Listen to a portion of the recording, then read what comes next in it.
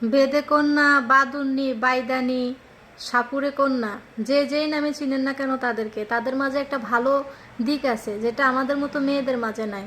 ভালো দিকটা হলো কি, তারা স্বামীকে অনেক সম্মান করে।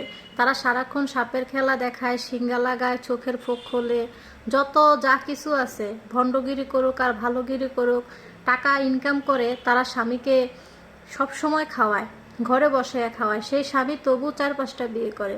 আর আমাদের মতো মেয়েদের স্বামী যদি নিজে খাওয়াইয়া নিজে পড়াইয়া 4-5টা বিয়ের নাম লইতো, বা একটা বিয়েই করতো, এক বউরাই আরেক বিয়ে করতো, তাইলে আমরা ফার্স্টে যাইতাম আদালতে হেতার নামে মামলা করার লাগে, হেতে কির লাগে আই থাকতে বিয়ে করছি, এরকম ধরনের কথাবার্তা বলতাম। তো তারা কিন্তু সতীনে সতীনে ঝগড়া হয় না, তারা কিন্তু ভালোভাবে আছে।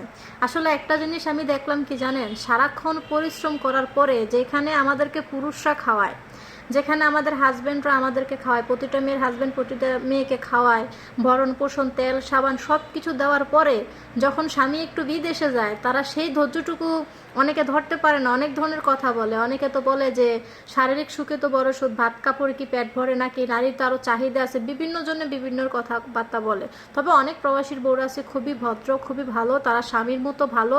একজন প্রবাসী যেরকম ভদ্র, ঠিক তেমনি তার বউটাও এরকম ভদ্র হয়, তারা ধৈর্য নিয়ে পড়ে থাকে।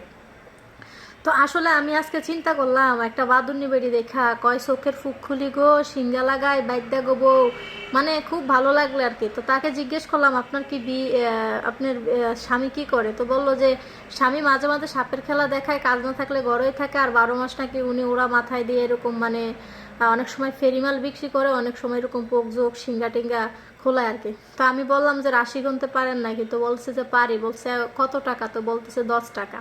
তো আমি আমার রাশি গনাইলাম, বলতেছে যে আমার রাশি নাকি তুলা রাশি, মানে অনেক ধরনের অনেক কিছু বললো আর কি। তো আমি তো আসলে তাহলে রাশি গনাইছিলাম কেন, যে 10 টাকা 20 টাকা দিলে ওনাকে পাইলেও উনি ভালো থাকবে, আর মানে একটা আনন্দও লাগে, ভালো লাগে এসব জিনিস শুনতে আর কি।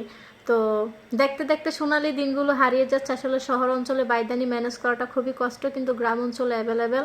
তবে তাদের থেকে জীবনে একটা শিক্ষা নেওয়া যায় কি জানেন, যেই নারী ভালোবাসতে জানে সেই নারী তার স্বামীকে কর্ম করে খাওয়াতে পারে।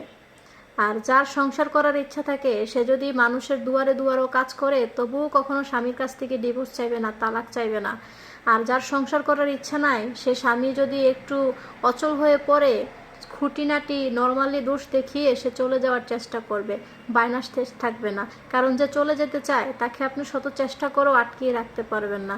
লুবিনারি নিয়ে কখনো সংসার করা যায় না। সংসার করা যায় যাদের মাঝে চাহিদা কম। অতিরিক্ত চাহিদা একটা পুরুষের পক্ষে কোনোভাবেই পূরণ করা সম্ভব না, যদি সেই পুরুষ রাজাও হয়।